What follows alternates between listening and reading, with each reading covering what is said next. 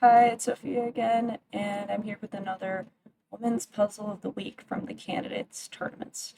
I'm going to say it did take me a lot to make this video as I came back from work very early, which was nice, and I somehow slept from 12 p.m. to 4 p.m., so you can tell I really needed that nap. Um, Now I should be ready to go. So we've got Tingjie, I have no idea how to pronounce that, versus Vaishali.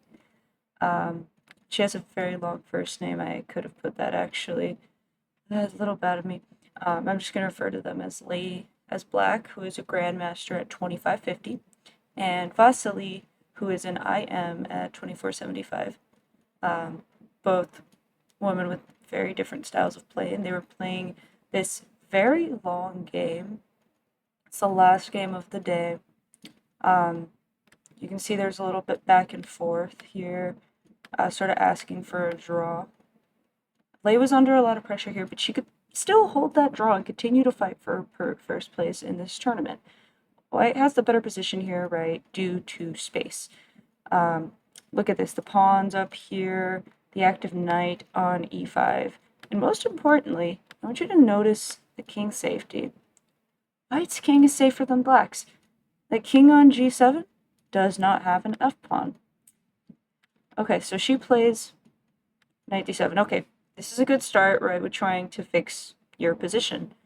You're trying to exchange this good knight off. So, my back. She took, right? Queen takes. And she did manage to trade it off, but this knight was replaced with the queen. And so the king moved back, and since black's position looks so solid, the eval, if you look, is usually going to be about equal, and if I confirm, plus 0.1. And for my beginners, right, this means that white is like the tiniest bit better than a draw. All right, plus is better for white, minus is better for black. Usually would have to be like +1 to have some sort of advantage, at least. So king moves to g3, and he's covered by the pawns. He's kind of creeping up the board. And you can imagine a scenario where even if the queens are traded off, the king might still enter in the position. And this is still really tricky for black. So queen c6 was played, looking at the bishop right down here, and setting up a threat to take this pawn. So Vaishali played bishop e4. These were traded off. And look at that! White now has center pawns. And with two pawns like this, in the endgame, she may be able to make a very dangerous passed pawn. And you might want to stop the video and try it. If you were playing with black, how would you defend this position? Lei must hold a draw. She needs first place. Just imagine yourself in that sort of setting and just pause the video. You're ready, start it again. I'm going to keep going. Black went to king f7. And this is a big mistake. This is such a natural move to bring the king to the center and to guard that e6 pawn. However, it is a fatal mistake. So before I tell you guys, I'll tell you guys what should have been played. So here, h6 should have been played. It's not the most beautiful looking move, right? Because these pawns look a little bit vulnerable. It's kind of hard when they look like targets like that, but it's very necessary. And the point is that if white simplifies into a pawn endgame, so d takes, queens are traded off the board, there's always a chance to make this outside passed pawn. And after king f7, this position is actually winning for black, right? Like, look at this. Even if the king comes to the center, black's king is going to go just munch on that d pawn. And white's king is forever stuck guarding this passed pawn. Like, here, I'll show you. Right? Like, pretend that these were trade-offs. Something like this is eventually going to happen. Black's king is just going to make it to the other side of the board quicker, right? It's very nice. But does not have to play like this. Let's say e takes d5 instead after this pawn move. Black is still okay here. And as you can see, there's a problem with this f pawn disappearing, because suddenly black has enough to draw here with all these checks as white's king is slightly exposed. All right, so now let's go back and see, see what happened. So g5 was played, and you can see how playing h6 was absolutely necessary. after playing g5, this just cripples these pawns. So now if there's an exchange of pawns, white is still going to be winning that pawn endgame. It's so funny how that little pawn move makes all the difference, really. And so queen c1, this is just a straight up blunder, but you have to remember these are two players vying for first place in the candidates tournament, right? So it's at the end of a long day, you're short of time, you're exhausted, that's when you're gonna blunder.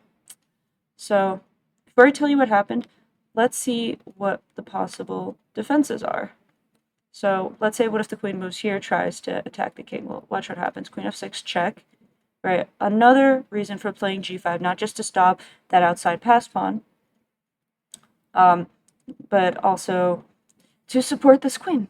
So the king goes back, and a check, right? Another, and the king just enters into the position. Black's king is kind of done. It's very hard for this queen to find any counterplay. c7 is covered, right? Queen f1, okay, checks. The king can be checked forward, but he's relatively safe. And then what do you do? It's white's turn now. And you can just advance these pawns. It's a pretty easy enough to win endgame.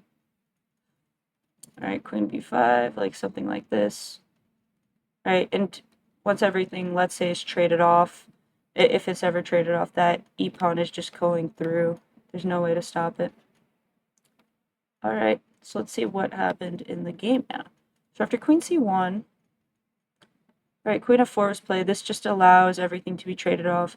And now these passers are just absolutely lethal. Like, look at that, the king is coming off the board, and after d5, black just resigned. There's no way to stop this pawn, and she knows it. Maybe, right? For my beginners here, king d7, d6, and there's this sort of pattern where the king is just going to be forced to move somewhere, even if you try to move this pawn. Okay, now it's stuck. You can even go eat these pawns, right, and get to the end here. So it's really crazy how a simple pawn move like that can just determine the whole game. How many moves was this? This was 70 move game determined by this single h-pawn move. So, yeah, this endgames can be very finicky.